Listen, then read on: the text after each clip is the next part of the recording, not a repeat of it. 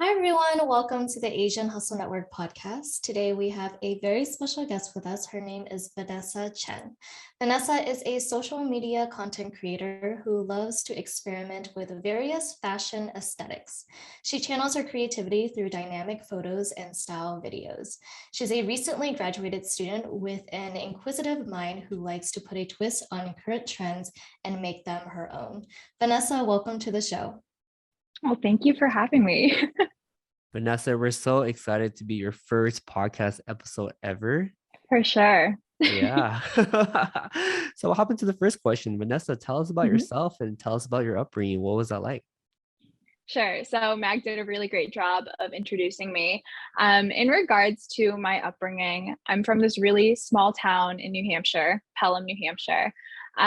Growing up, I was one of the only, if not like seriously, one of the only Asian kids in my high school.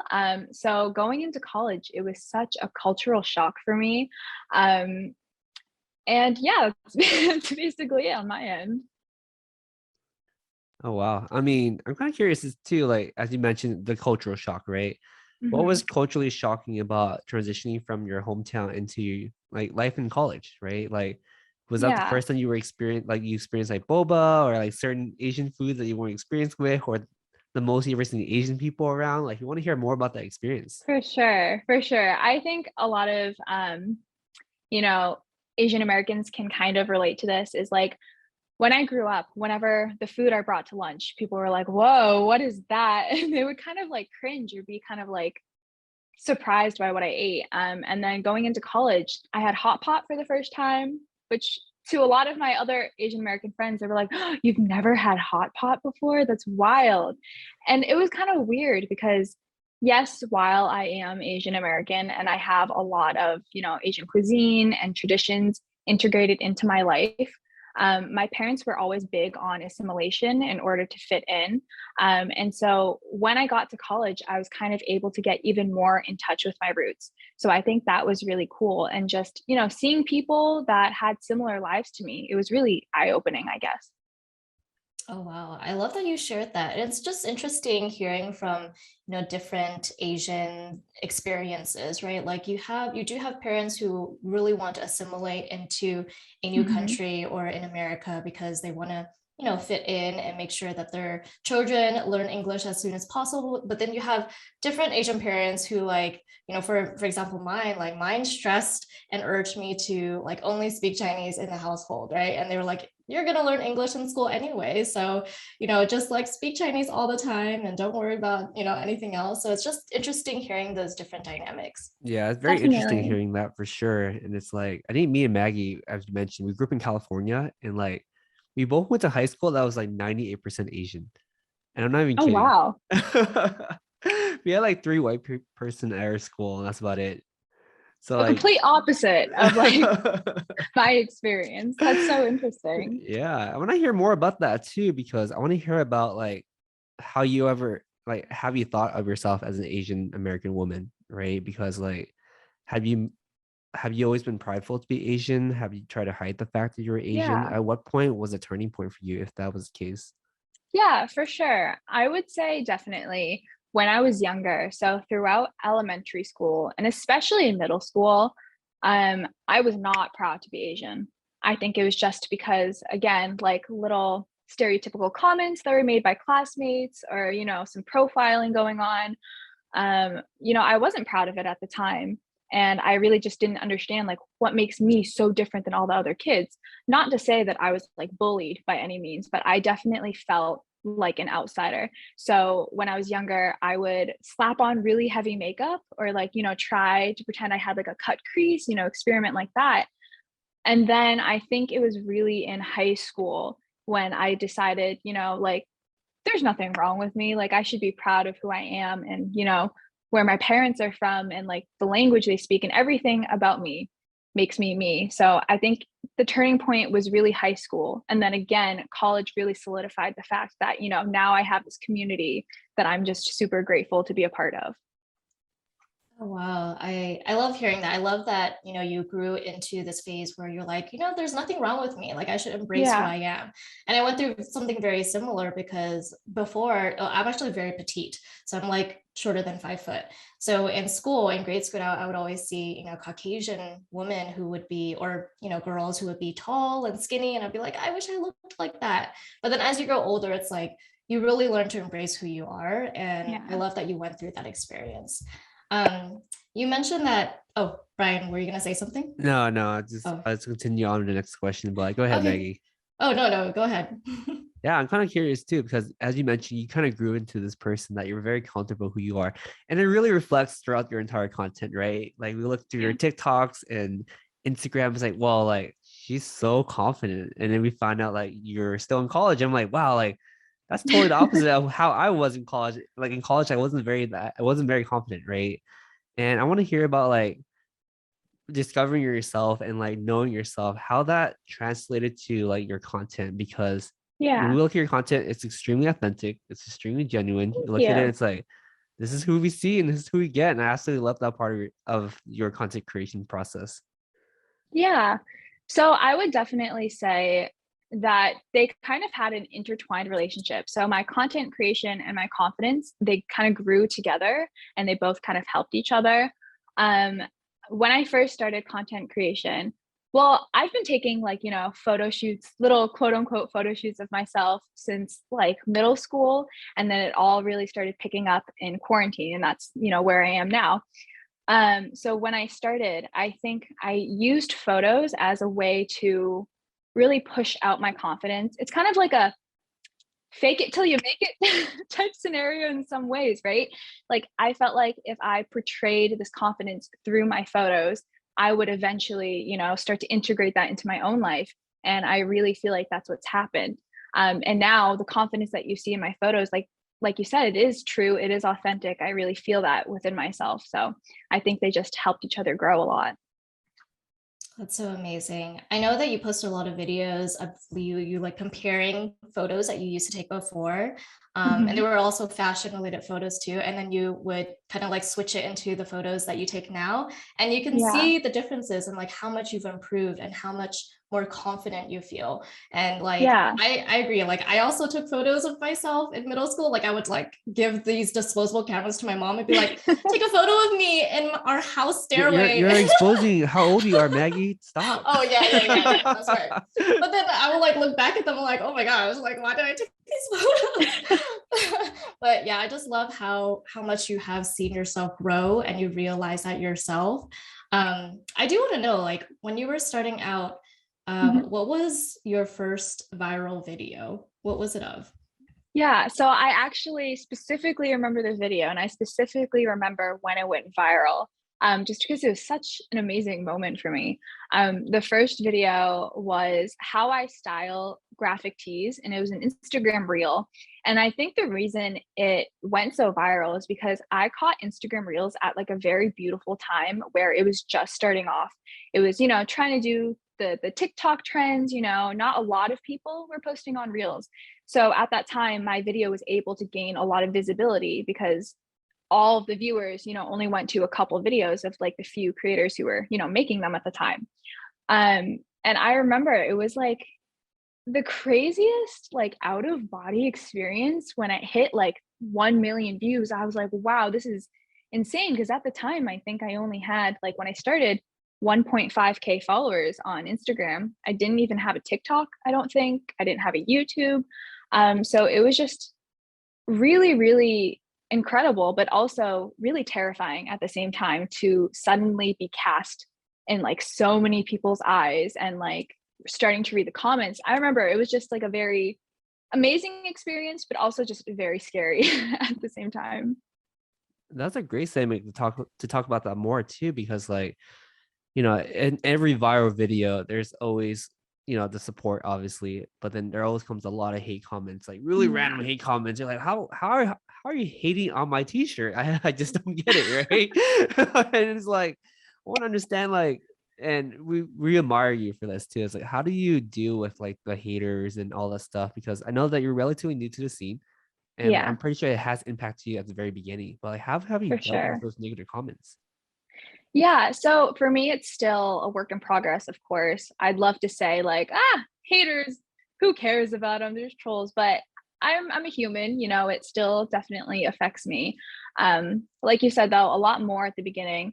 I remember I remember when things started taking traction, my boyfriend Jason, he was like, you know, Vanessa, I don't know if you're cut out for this. And he didn't mean that as like an insult, like, oh, you suck. No, it was more like he knows I'm a very sensitive person and I care deeply about what other people think of me, probably too much, which is why, you know, he was nervous for me just because with a lot of spotlight on you, of course, comes a lot of appreciation and support, but also a lot of negativity.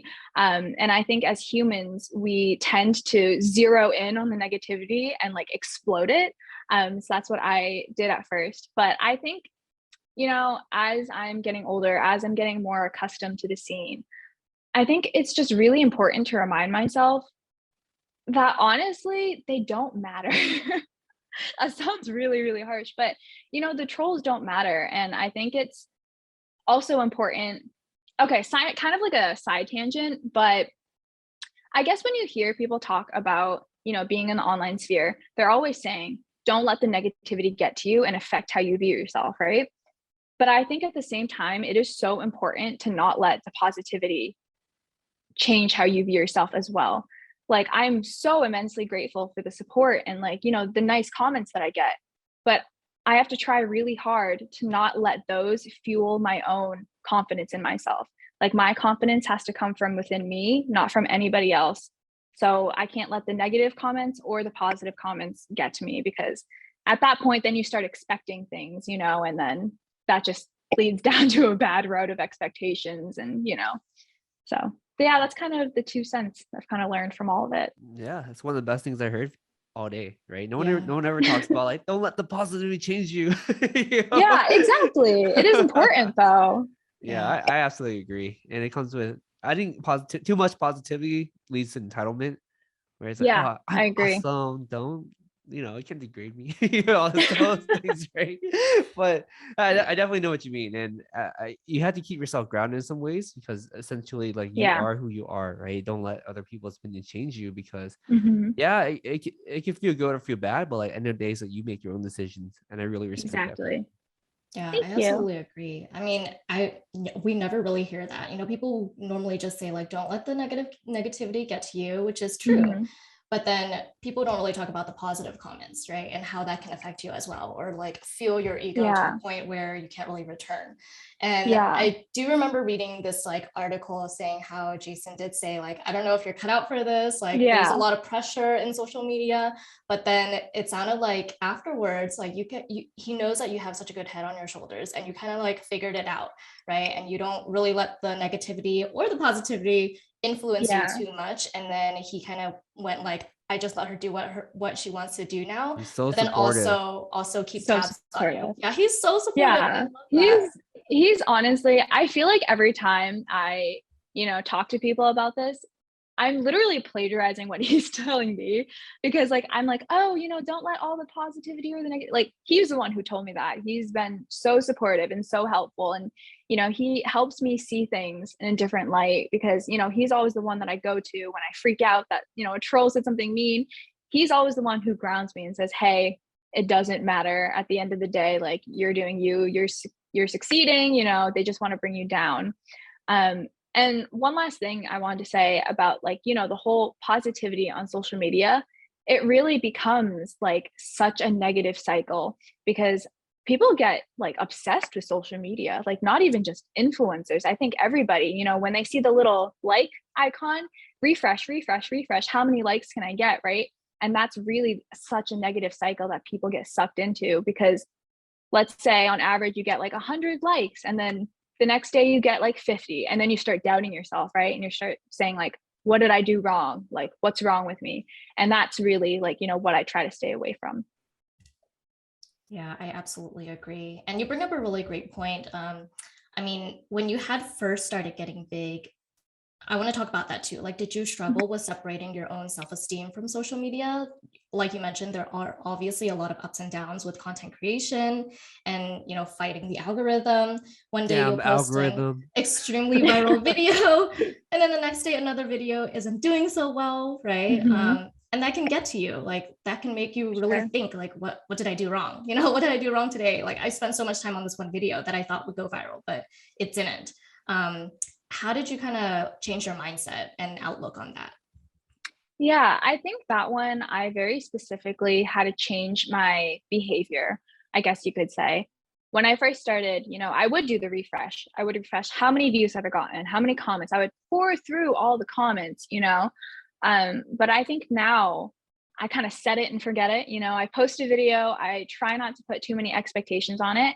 If it does really well, then, amazing. And if it doesn't, it's okay.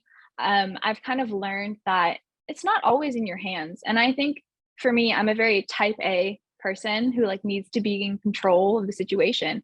It was kind of a hard shift for me to figure out and say, hey, some things are out of your hand. This mysterious just pretend it's the mysterious algorithm, deciding your fate. Because if you put too much pressure on yourself and say, like, the outcome of the video is how hard you worked or how well you're doing or how good you are, that can be really, really negative. So I kind of just, do what I like, create the content that I love, push it out into the world, and then we'll see how it goes.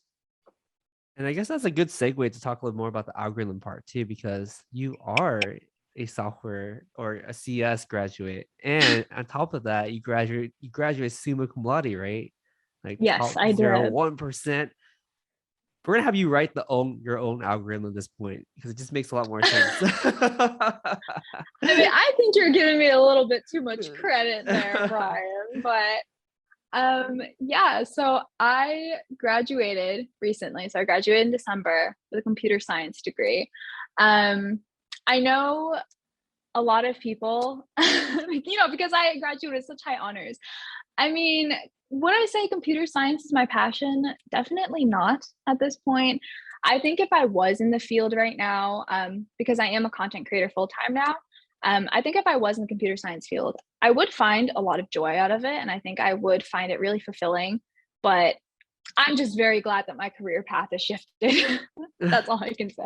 I also have a confession as well. I also graduated with my computer science degree, and also Wow. also summa cum laude as well. So I don't Amazing. I don't even use any of it, and it's Oh my it's so gosh. sad. My professors must be so disappointed. Honestly, that kind of haunts me too. I'm like, wow, I did so good. And like, No, now it's just collecting dust. My diploma's just collecting dust on the shelf. But yeah. Man, I want to hear about your like thought process behind like your decision making behind your career, right? Because like yeah. I'm pretty sure your parents had expectations that Oh Vanessa is gonna yeah. be a software engineer. She's gonna work at some big tech company, get paid lots of money, and it's like okay, now she's a content creator, and I want to hear like what made you lean towards one way compared to the other, Hmm. and how hard that decision might have been for you. Because as you mentioned, like you spent so much time and effort Yeah. studying for your degree and now you're not using it, right? So it's like, Yeah. what was that reflection point like for you?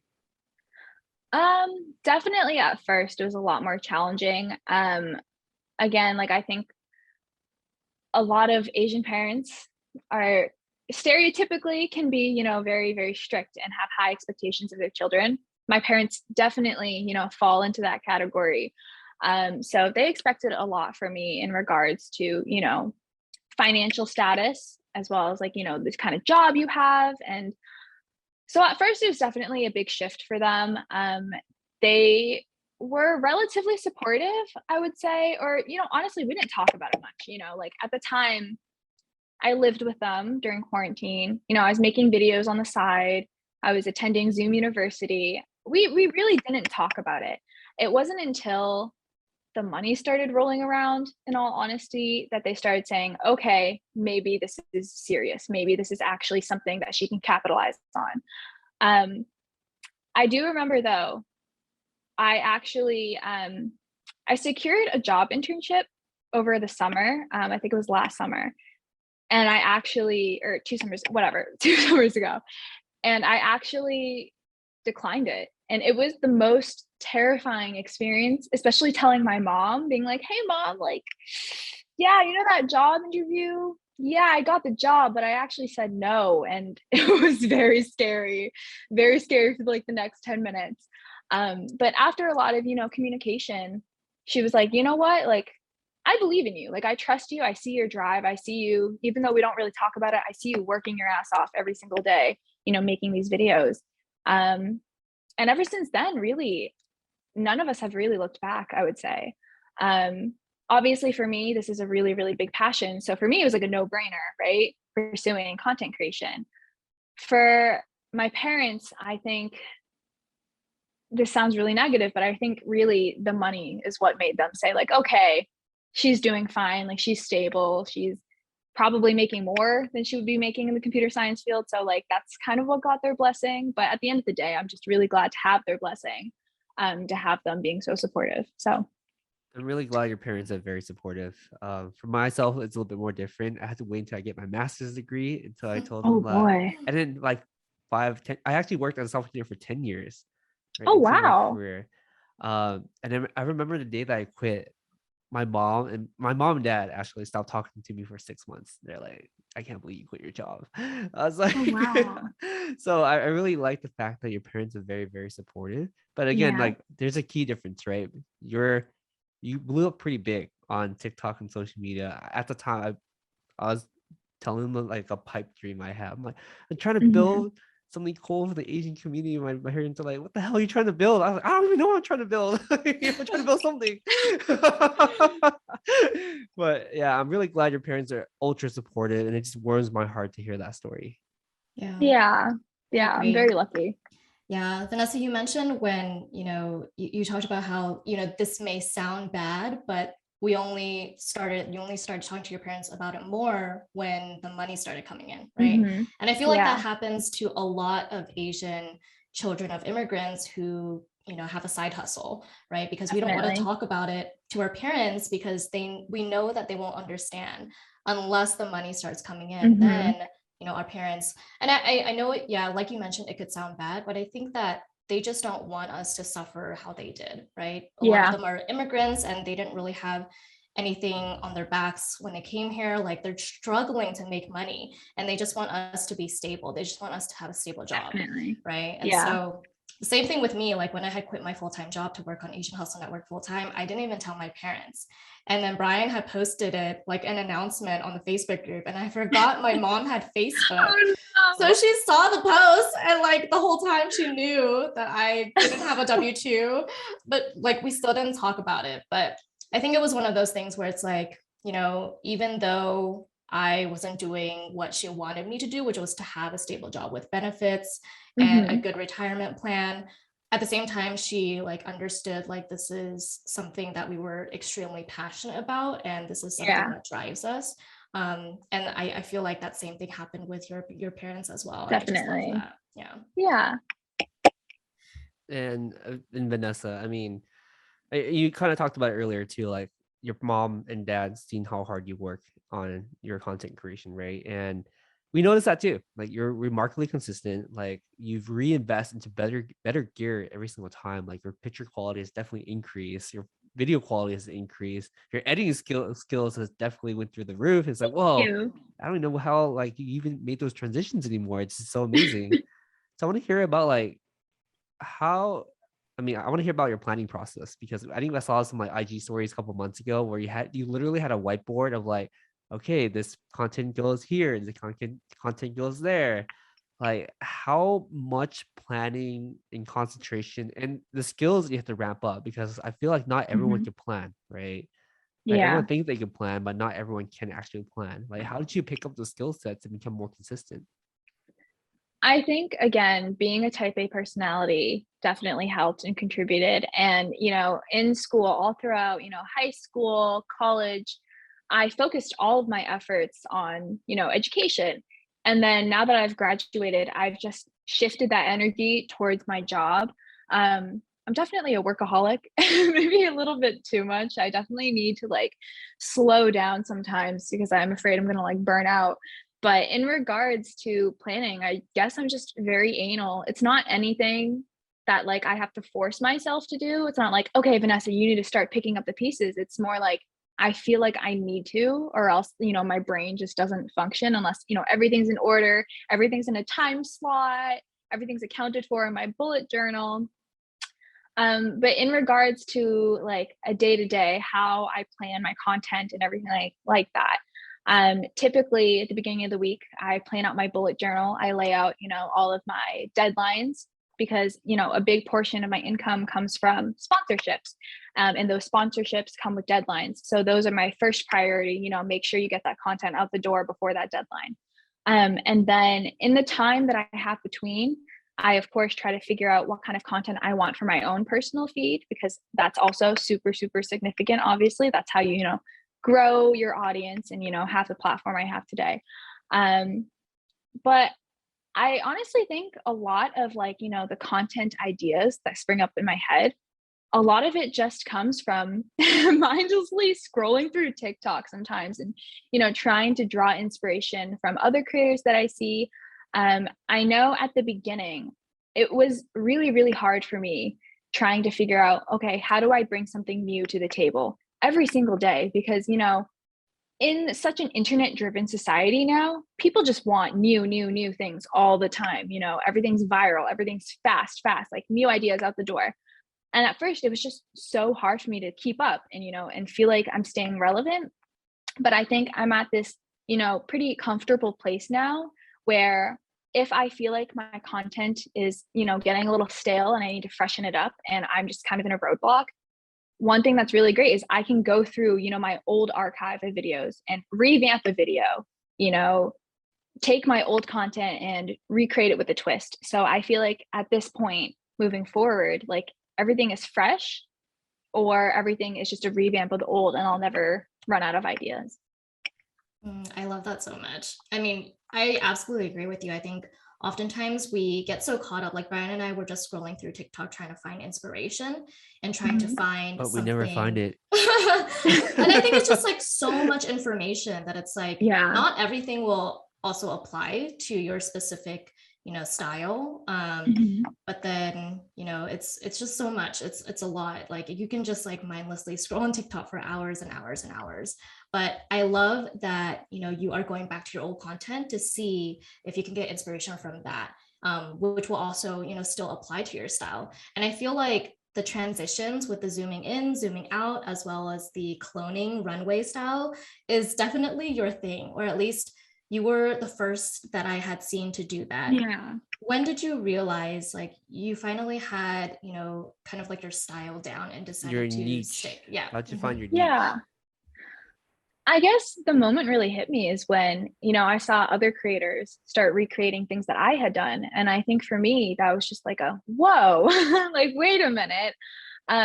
Because, I've always looked to other content creators for inspiration and, like big dreams, like, okay, this is the kind of content I want to start creating one day when I get there, I want, something similar. And to see other people, following like my trends that I've started, like, that's just a really, really cool moment, and such a moment that you like sit back and you're like, wow, like I've grown so far and I'm just so appreciative of like the journey and everything. So definitely mind blowing, especially when it comes to, content creators that I follow really closely, that I've been following for, years. When I see them take inspiration from me or when they, follow me back, it's just like, wow, like they notice me and they see me as like an equal in the space. And that, to me, that's just really, really cool and out of body, I guess. And we see you more than just equal, right? We see you as a pioneer for the newer generation of social media. And we can't wait to see like how things continue to unfold for you. But there's a burning question I want to ask because I noticed like a huge upgrade in your like, quality of content and editing skills. So what kind of softwares and equipment and lighting do you have? Because I'm curious. I want to hear more about it. Oh yeah. So that is definitely one of my most asked questions. People are always asking for tutorials on how I edit. So firstly, I film everything on my iPhone 12 Pro. I don't like use a DSLR or anything. To be honest, I don't know how to use one. So I just use my iPhone. the most important aspect when it comes to lighting for me is to always use natural lighting. I think it just, reflects the best, it translates the best. So I do most of my videos and content in front of like, a huge window right when the sun is out. And, sometimes I'll use like a little ring light to add to it, but I never just use artificial lighting. And I think that's really important. In regards to editing software, again, a lot of people ask like, what app do I use? Can I show a tutorial? And it's a little bit tricky because I edit everything on my desktop. So I use Final Cut Pro on my Mac. So that is what I use. I used to use Premiere Pro, Adobe. Yeah. But I switched because I felt that Final Cut Pro was a lot smoother on the Mac. So that's really helpful information. Yeah, at nighttime when I'm like shooting videos and I'm just using the ring light, I'm like, oh man, this is really bad lighting. I got to re-listen to this podcast later and be like, okay, I may take some notes. All right, this is what she does. All right, got it. Yeah, and that just goes to show that Vanessa is just recording or creating content at the same time every single day. So that like that's a big part on like consistency, and I love that. Yeah, I love that too. And I know consistency is a key to like success, right? You have to be consistent at everything you do. Definitely. But I think it comes with a fine balance too, because too much consistency is also kind of bad in some ways because you don't have that break. You're always on. You can't turn it off, right? And I want to spend some time talking about mental health with you and how you take care of yourself because we see you turn out content almost every single day, and you're a type A personality, so there's no way you're gonna stop and, oh my god, I didn't put out content today. So I want to hear about like how have you like taken the measures to take care of your mental health, and when there are days where you're just like, damn, like I had to do this, like this is crazy, because as human beings we're all have our ups and downs, right? So I want to hear about all like mental health and up and downs that you have. Yeah. So firstly, I want to preface, again, how insanely grateful I am to have this as my career and to have so many people, supporting me and, there on my every move. With that said, though, I think every career in the whole world has its pros and cons, right? And I think it's such a misconception that, influencers, content creators, I mean, at the end of the day, I can only speak for myself, but I do feel like because of the way, I portray myself online, people think I'm living this very glamorous life of like shopping trips or like photo shoots and eating out, In reality, it's literally me and my cat in our apartment filming every single day. And there's tons and tons of days where, I wake up and I'm just like, I do not want to do this. I don't want to throw my face on. I don't want to put on clothes. Like, I just want to stay in bed, especially days where I have like artist block, I guess you could say, when the creative juices aren't flowing. And like you mentioned, consistency is great. Consistency is how you grow and how you, keep yourself on schedule. But at the same time, it can be a little bit like depressing in a sense that, every day it's like, yeah, you're filming different things every day, but every day is basically the same grind. It's always like, this is my dream job. But at the same time, a 9 to 5 is also, doing the same thing every day. And I think the challenge is, figuring out how to keep things spicy, I guess, for me, and how to make my days more interesting for myself, because I don't want it to feel like a 9 to 5, and especially I think when it comes to being a content creator, you don't get to switch off, right? Like your life is your job.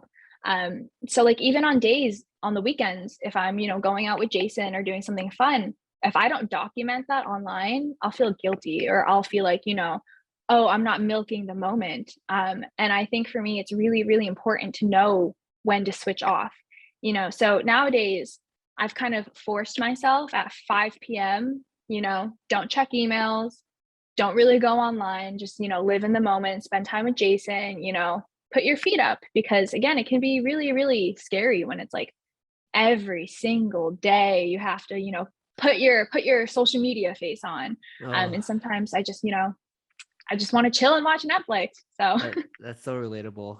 And thank you so much for being so transparent with us on that side, right? It's what we need to hear. And, it's what more people need to hear. It's like, it's ups and downs to each side, but like how you refrain everything and form those boundaries that are extremely it's a good important word for yourself and your personal health and your mental health and relationship wise. So thanks for Mhm. sharing that. Yeah. And I know you mentioned earlier too that you work with sponsorships and that's majority of your income. Mhm. What has been your experience working with sponsors, and have you done most of the outreach to sponsors, or do they reach out to you? Yeah. So I have an amazing, incredible management team. So they help me with all the negotiations, all the contracts, all the legal jargon, everything like that. And they're just amazing. So shout out to Mike and Alina because you guys rock. Um, but I would say my experience with sponsorships has been great, honestly, especially, since signing on with my management team. I think before when I first started off and I was by myself, it was a really, really scary world to navigate. Especially because, people don't talk about the money that they're earning, especially, content creators is such a new job, I guess, that like, you can't just be like, oh, how much are you making per deal? Like people don't talk about that. So when it came to negotiations, I was being lowballed a lot and I had no clue. But then, I started working with my management team and they've been doing great and, getting me what they think, I deserve. Um, but the majority of companies, I believe, reach out to me. And then what usually happens is if it's something worthwhile or something that I'm interested in, I'll usually forward that to my management team. And then there's also a couple instances where, because they have a huge network of people they know, if a company that they've worked with before has like a new campaign and they think I'd be a good fit, then they'll pitch me for that. But typically, most sponsorships, they come to me first. Um, and really quickly, another great thing about my management team is, I worked with another management team before really briefly, just, kind of dipping my toes in to see what it was all about. And I think what really makes my current team stand out is all the emails come to me directly first. I requested that because I like seeing full transparency of what's going on, what deals are coming to my door. I like having that one-on-one interaction with the brands initially, as opposed to all of them getting filtered to them straight away. So to me, that's really important. I really like that. Yeah. I mean, I think every different agency does it differently, but I like the idea of having the emails come to you. And I absolutely agree. I think that when you're just starting out on your own, it's hard to know what, your value is or what you should, throw your rate out. But to Mhm. have a team be able to like guide you and tell you, you can charge a lot more for this, which is what a lot of content creators don't realize. I feel like when they're just Yeah. starting out, they're just undervaluing themselves and putting out a rate that they think is good, but oftentimes it's a lot lower than what they could possibly get. So I love that you have Definitely. that guidance now. Yeah, it's such a lucrative business that I think a lot of people don't realize. I mean, genuinely, I think the way that things are going, it's going to be the main source of advertising for the majority of companies, if not all, because social media is just such a powerhouse now. Yeah, Right. absolutely agree with that statement. And Vanessa, I know we're getting close to the end of our podcast, and I wanna hear what's next for you. Like, what are your goals? Do you want to be a full-time model? Do you want to be an actress eventually? Like, where where do you see yourself like living and being in the next like Yeah. 5 to 10 years? I mean, to be an actress is probably out of my cards. I'm a terrible liar. So like not the actor's lie, but you have to put on this persona. I don't think I could do that. But um as of right now, my current plans is, to continue growing my audience and, growing this connection with so many different people. But I think in the near future, foreseeable future, I would love to launch my own clothing line. That's been something that I've been dreaming about since I was like 6. When I was little, I would literally like doodle in the margins, like dresses and stuff that I would make up. So I think for me, that's the next big step. So look forward to that one day. We're gonna look forward to that very, very Woo! soon. Yes, Just let us know. We're here to support you all the way. for sure. I do have one question for you that I'm just personally curious about. Just like watching all of your videos and content, you have so much clothes that I'm just very curious about, where do you fit all of that clothes? Like, how big is your closet and how do you organize all of that? So right now I am in a single bedroom apartment shared with Jason. So our closet is not huge. Let's just say it's my closet. He has like 2% of the closet, unfortunately. But people always ask me for like a closet tour. And I'm like, no, you cannot look in my closet right. Maybe one day when I get a house and like I can build like a closet, like as of right now, it's a disaster zone. No, but I do have a Depop, so I sell a lot of clothing. So that's always a constant thing on my to-do list is, at Depop, or else my closet will literally not hold any of it. That's good to know. We're getting the inside scoop here. So Depop guys, buy as much clothes as you can. Please, I'm begging you. I'm kind of curious. I mean, I know I keep saying like, oh, we're editing the podcast, but kind of curious too, like, are most of your clothes you buy yourselves, or are they sponsored? They're mostly sponsored, majority of them, which is probably the best perk of my job, is because, I've always been kind of a shopaholic and I've always loved buying clothes. So that's definitely probably okay. Not actually, but it's a really great perk of the job. Majority of them are usually sent by brands. Awesome. All right, that's it. I'm gonna become a fashion person now because I like free clothes too. Who doesn't, right? So I guess we have one final question for you, and that question is, I don't know, Maggie, what's a perfect final question for Vanessa? Let's think together. Oh man. So Vanessa, how for a new content creator that's relatively young, right? Let's say they're still in college and they're hitting a very high level of success. How can this person stay true to who they are and not let everything change them? And how can they be like the most genuine, pure person that they could be as they become more Yeah. successful? I guess, not to regurgitate what I was saying before, but basically don't let anything affect you other than yourself. Again, getting compliments is great, but just because somebody says you're pretty or somebody says you're successful, none of that matters unless you feel that in yourself. To really stay true to yourself is, listen to your audience, because, when they criticize you, there's always, something that you should think about and question about yourself, but don't let anybody's opinion of you define who you are. And I just feel like by doing that, I don't know, like I don't see myself as like vivacious honey. I see myself as Vanessa. All my friends and family, they see me as like this goofy kid. So and I think a big part of it is just, not letting other people affect me. Oh, I love that. You are pretty goofy. I've watched your YouTube videos, but that's why we love you. Like, your personality is so cute. Thanks. I think a lot of people don't see that too. Yeah, like, you're right, until they see my YouTube and they're like, whoa, she's very googly. I love it. So Vanessa, where can our listeners find out more about you online?